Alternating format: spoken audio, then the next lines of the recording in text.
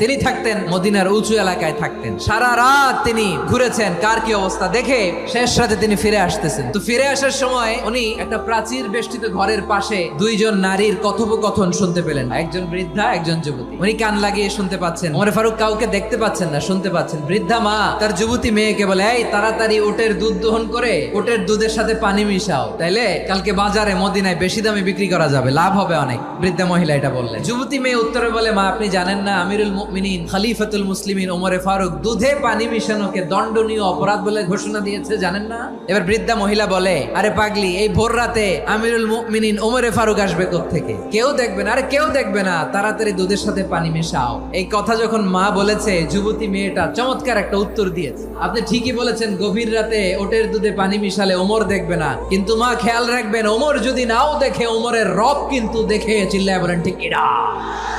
This is called তাকওয়া।